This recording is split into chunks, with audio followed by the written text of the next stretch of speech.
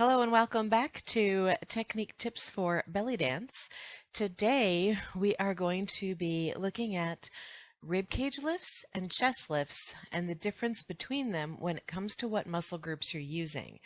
In future videos, we'll talk about how we use them separately in different kinds of movements. But today, it's just about the isolations. Let's get started.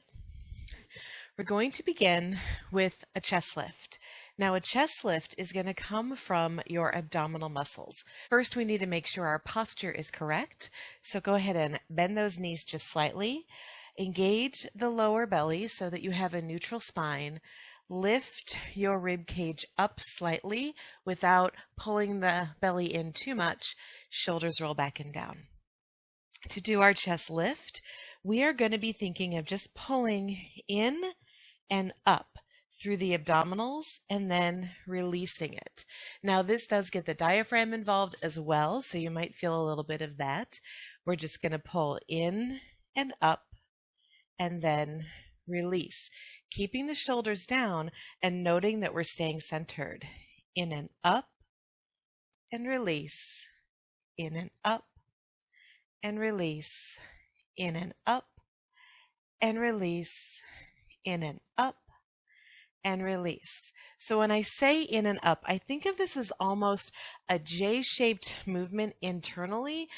I kind of feel this little hook happening muscularly. I don't know if that visualization will help you or not, but it helps me. So I think of this as in and up, like a little whoop, a little J coming up, and then I just release to neutral without, of course, dropping out of my dance posture.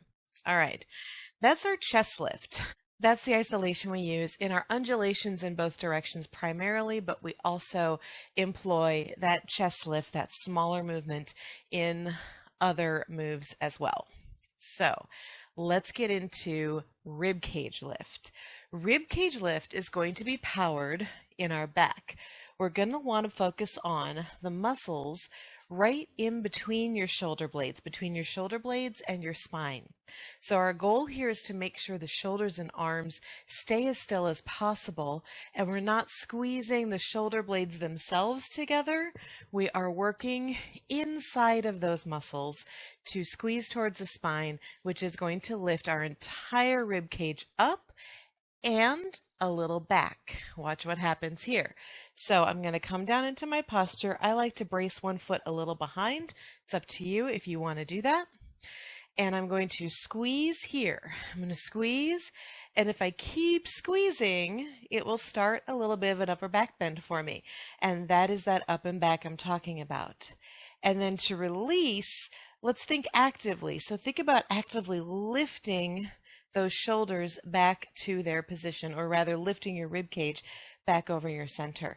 Let's look at that again. If I squeeze between the shoulder blades, the rib cage begins to lift. If I keep squeezing, I get that little bit of an upper back bend. I'm going to keep my head level, and then I'm going to actively and intentionally set that rib cage back where it started. So squeezing up, and then little lift and place it back. Squeeze it up and little lift and place it back. Just a couple more here. Squeeze it up and it's going to come back, and then think of lifting to place it back where it belongs. Lift it up, squeeze it back, and coming back to our neutral. So why do we think about that lift when we're recovering? It's so that we can avoid the idea of just dropping out of it, which first of all isn't great for your spine. Second of all, it begins to corrode your posture. So if you think of that lifting up and out of it, so that you're setting that rib cage back over your hips nice and high and lifted away like you want it to be in your neutral posture, then you won't have this issue of going past that moment and sacrificing your posture and your upper back health. So rib cage lifts we tend to use more in our deeper movements, like our body waves and our wave step, which is a body wave with some footwork, and again a few other things, those deep laybacks that you can get into later on.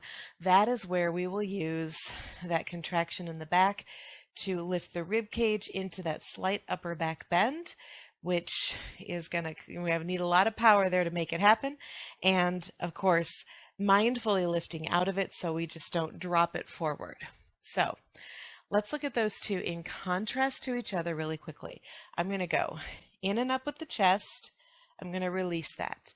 Now I'm going to squeeze in the back and then lift myself back to neutral.